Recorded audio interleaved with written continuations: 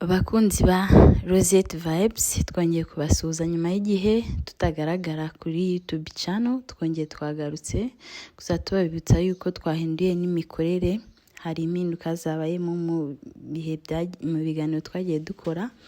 Ubu rero tugiye kubagezaho ubuzima bwa Rosette, ibihe byiza yagiye agira kuva mu gihugu yabagamo yerekeza imahanga. Muraza kubona ahagurutse ku kibuga cy'indege cy'igihugu yabagamo yerekeza imahanga.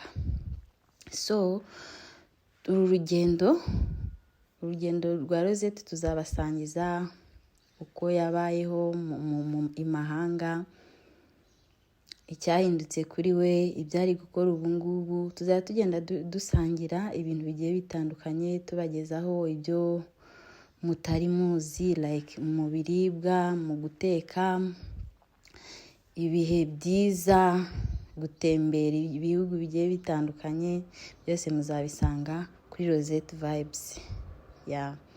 So tuyibutsa gukora subscribe, comment, share na like kugira ngo tuzakomezanye mu bihe bizaza, mu biganiro bindi tugiye kuzajya dukora.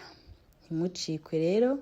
Aho ngaho yageze ku kibuga cy'indege cyaho yaragiye ategereje umuryango kuza kumufata. Yahagiriye ibihe byiza cyane ko yavuye aho igihugu yabagamo hari ubushyuhe agera mu kindi gihugu hasanga ubukonje.